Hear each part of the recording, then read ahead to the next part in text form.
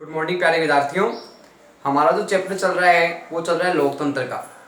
Previous video तक हमने अध्ययन किया लोकतंत्र के दोषों का। इस प्रकार हम लोकतंत्र के गुण और दोषों के बारे में विस्तार से अध्ययन कर चुके हैं, विस्तार से चर्चा कर चुके हैं। अब कुछ ज़रूरी इसमें पॉइंट आते हैं अपने कि लोकतंत्र है उसको सफल कैसे बनाया जा सकता है।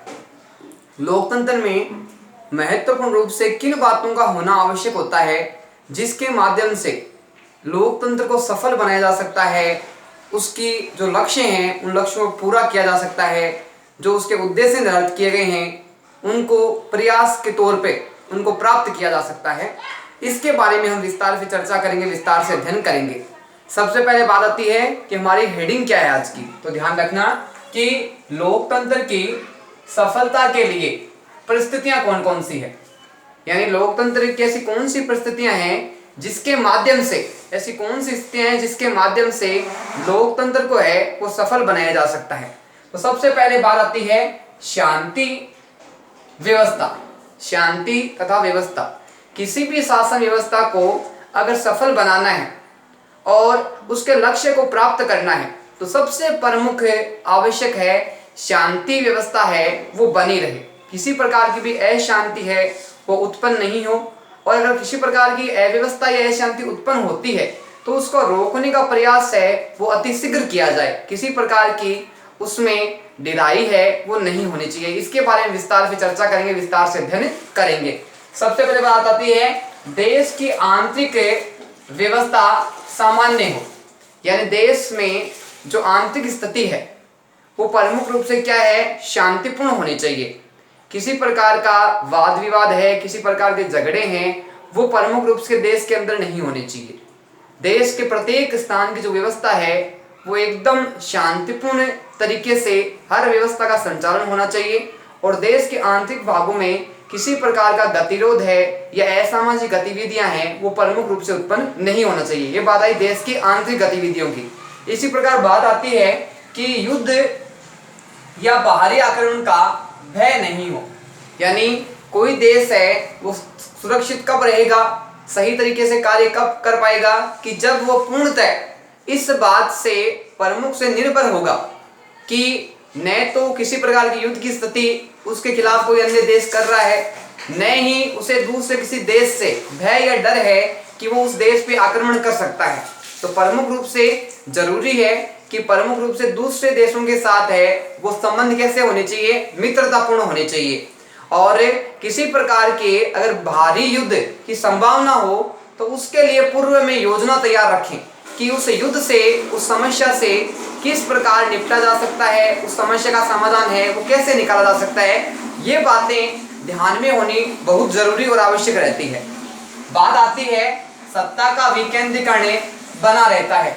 जब हम देखते हैं कि देश के आंतरिक भाग में, यानी देश के अंदर पूर्णतः शांति व्यवस्था बनी रहती है, किसी प्रकार की असामाजिक गतिविधियां उत्पन्न नहीं होती और देश को किसी भी प्रकार से युद्ध या बाहरी आक्रमण की संभावना नहीं होती, तो हम प्रमुख रूप से देखते हैं कि जो भारतीय शासन व्यवस्था में जो सत्ता का विभाजन किया गया है केंद्र और राज्यों के बीच में, वो विभाजन है वो प्रमुखतः बना रहता है और शक्तियों का संचालन है वो केंद्र और राज्यों के द्वारा स्वतंत्र रूप से किया जाता है। लेकिन ये तो बात की हमने शांति व्यवस्था की आंतरिक और बाहरी स्थिति में, लेकिन अगर देश में शांति व्यवस्था नहीं हो, चाहे वो आंतरिक रूप की हो या बाहरी युद्ध के आक्रमण की संभावना हो, तो ऐसी स्थिति में कैसी व्यवस्थाएं बनी रहेगी। तो ध्यान रखना कि व्यक्ति अपनी स्वतंत्रता का उपयोग कर सकता है।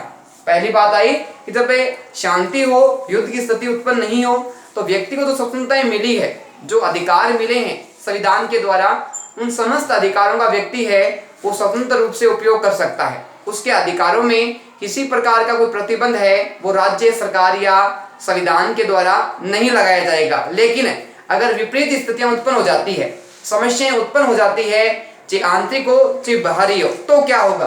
तो ध्यान रखना कि आंदोलन चलते हैं या बाहरी आक्रमण के कारण प्रमुख रूप से क्या होगा, जब देश में आंदोलन की स्थिति हो, असामाजिक गतिविधियां हैं वो अधिक हो रही हो और इसके साथ दूसरे देश के द्वारा आक्रमण किया जा रहा हो या युद्ध की स्थिति उत्पन्न हो गई हो, तो उस समय क्या होगा कि प्रमुखतः सत्ता का विकेंद्रीकरण हो जाएगा। सत्ता का जो विकेंद्रीकरण है वो किस में परिवर्तित हो जाएगा? केंद्रीकरण में। यानी संघ सरकार और राज्य सरकार की शक्तियों का जो संचालन है वो किसके हाथ में आ जाएगा? संघ के हाथ में आ जाएगा, केंद्र सरकार के हाथ में आ जाएगा। और केंद्र सरकार है वो समस्त देश के शासन का संचालन प्रमुख रूप से करेगी। यहाँ एक प्रमुख रूप से समस्या आएगी कि जो शक्तियों का विकेंद्रीकरण है वो समाप्त हो जाएगा और सत्ता का क्या हो जाएगा? केंद्रीकरण हो जाएगा। यानी संघ के द्वारा समस्त देश की शासन व्यवस्था का संचालन है वो प्रमुखतः किया जाएगा। बात आती है व्यक्ति की स्वतंत्रता पर पाबंदियां लगती है।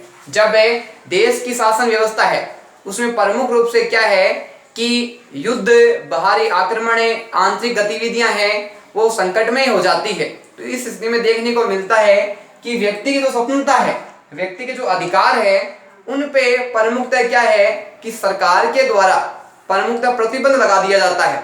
क्योंकि ऐसी स्थितियों में प्रमुखतः हर क्षेत्र को नियंत्रित और प्रमुख रूप से सुरक्षित रखना आवश्यक है। इसके लिए सरकार क्या करती है कि व्यक्ति के इन अधिकारों को क्या कर देती है? प्रमुख रूप से सुरक्षित रखने के लिए व्यक्तियों को इन अधिकारों पर पाबंदियां लगा देती है, इन अधिकारों पर प्रतिबंध लगा देती है, जिसके कारण व्यक्ति के अधिकारों का भी हनन प्रमुख रूप से होता है। बात आती है लोकतंत्र के स्थान पर अधिनायक तंत्र की स्थापना।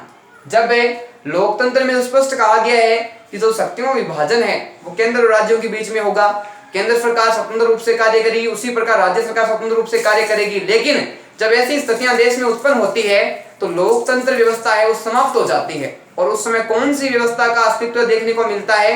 तो ध्यान रखना, उस समय लोकतंत्र के स्थान पर अधिनायक तंत्र की जो व्यवस्था है वो प्रमुख रूप से उत्पन्न होती है। बात है अधिनायक तंत्र क्या है?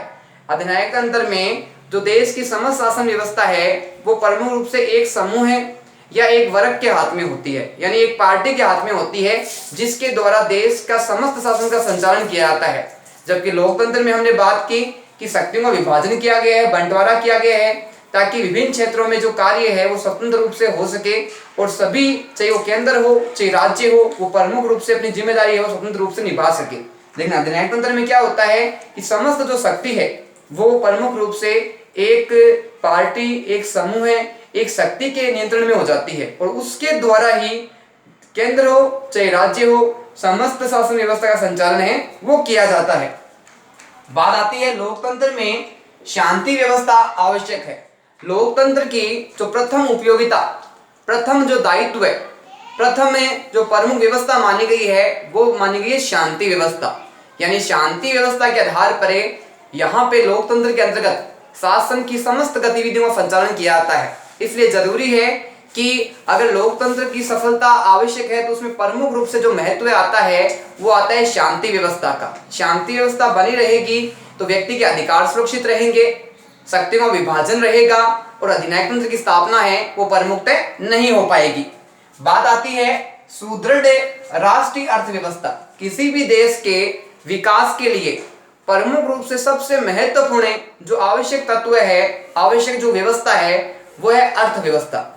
किसी भी देश का डेवलपमेंट है, विकास है, वो कब हो पाएगा? जब उस देश की आर्थिक व्यवस्था है वो मजबूत रहेगी। और भारत भी एक क्या है कि एक आर्थिक मजबूत अर्थव्यवस्था की ओर आगे बढ़ रहा है। तो इस बिंदु के बारे में विस्तार से चर्चा करेंगे, विस्तार से अध्ययन करेंगे।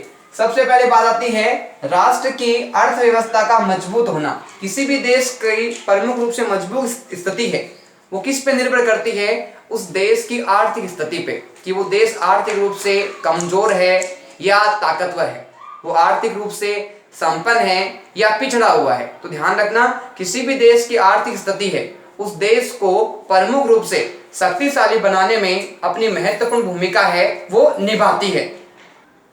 किसी भी देश की जो अर्थव्यवस्था है वो प्रमुख रूप से किस पे निर्भर करती है, इसके बारे में हम विस्तार से चर्चा करेंगे, विस्तार से अध्ययन करेंगे। सबसे पहले बात आती है कि औद्योगिक संकट में अर्थव्यवस्था गड़बड़, यानी किसी भी देश की जब औद्योगिक व्यवस्था है, औद्योगिक संस्थान हैं, औद्योगिक इकाइयां हैं, औद्योगिक मिशनरियां हैं, जब वो आर्थिक रूप से कमजोर हो जाती है और प्रमुख रूप से वहाँ पे क्या है कि आर्थिक रूप से जब नुकसान होने लग जाता है तो प्रमुख रूप से देखने को मिलता है कि देश की जो अर्थव्यवस्था है वो प्रमुख रूप से क्या है कि गड़बड़ हो जाती है, अव्यवस्थित हो जाती है। और हमने बात की कि देश की अर्थव्यवस्था है वो प्रमुख रूप से उद्योगों पर निर्भर करती है, औद्योगिक इकाइयों पर निर्भर करती है, औद्योगिक मिशनरियों पर निर्भर करती है। यहाँ के द्वारा क्या है कि प्रमुख रूप से हर प्रकार के सामान हैं उसको बनाया जाता है, उसका निर्माण किया जाता है, विभिन्न स्थानों में पहुंचाया जाता है, देश की जो आवश्यकता है उनको पूर्ण किया जाता है। तो एक प्रकार से कहा जाए तो जब औद्योगिक इकाइयाँ हैं वो व्यवस्थित रहती है, मजबूत रहती है, तब तो क्या देश की अर्थव्यवस्था मजबूत रहती है। लेकिन जब इनमें क्या है प्रमुख रूप से कमी आ जाती है या प्रमुख रूप से कुछ समस्याएं उत्पन्न हो जाती है या आर्थिक रूप से कमजोर हो जाती है, तो उस देश की अर्थव्यवस्था है वो प्रमुख रूप से जिस स्तर पे होती है उस स्तर से काफी नीचे आ जाती है और देश आर्थिक स्थिति से काफी पिछड़ जाता है। बात आती है प्रथम विश्व युद्ध के बाद प्रमुख रूप से क्या है कि कुछ जो देश थे उनकी जो आर्थिक स्थितियां हैं, जो आर्थिक उद्योग है वो प्रमुख रूप से व्यवस्थाएं हैं वो प्रमुख रूप से क्या है अव्यवस्थित हो गई, गड़बड़ हो गई। तो ऐसे प्रमुख रूप से कौन से देश है इनके बारे में हम बात करते हैं। सबसे पहले बात आती है कि प्रथम विश्व युद्ध के बाद जर्मनी व इटली की अर्थव्यवस्था गड़बड़ हो गई। यानी प्रथम विश्व युद्ध के बाद में जो परिणाम हुए प्रमुख रूप से क्या है कि जन और माल दोनों का नुकसान हुआ। और जन और माल दोनों के नुकसान के कारण क्या है कि जो जर्मनी और इटली है उसकी जो औद्योगिक क्षेत्र की जो इकाइयां हैं, वहां काम करने वाले जो लोग हैं, वहां की जो जनता है उसको काफी नुकसान हुआ। और नुकसान होने के कारण क्या है कि प्रमुख रूप से प्रथम विश्व युद्ध के बाद में जर्मनी व इटली है उसकी अर्थव्यवस्था है वो काफी कमजोर हो गई, काफी पिछड़ गई। बात आती है कि जर्मनी व इटली में लोकतंत्र के स्थान पर, जर्मनी और इटली में लोकतंत्र के स्थान पे कौन सी व्यवस्था है वो स्थापित हो गई। पहले वहां कौन सी व्यवस्था थी, लोकतंत्र की व्यवस्था थी। लेकिन प्रथम विश्व युद्ध के बाद में वहां की जो स्थितियां हैं वो लोकतंत्र के स्थान पे तानाशाही की स्थापना हो गई। लोकतंत्र में प्रमुख रूप से स्वतंत्र रूप से संचालन किया जाता है, किसी प्रकार से नागरिकों पर कोई प्रतिबंध नहीं होता। लेकिन तानाशाही व्यवस्था में देखते हैं कि जो शासक होता है वो अपनी इच्छा के आधार पे कानून व्यवस्था बनाता है और एक प्रकार से किसी के प्रति उत्तरदायी नहीं होता, किसी के प्रति जवाबदेही नहीं होता और उसका शासन है, उसका निर्णय है वो ही अंतिम माना जाता है।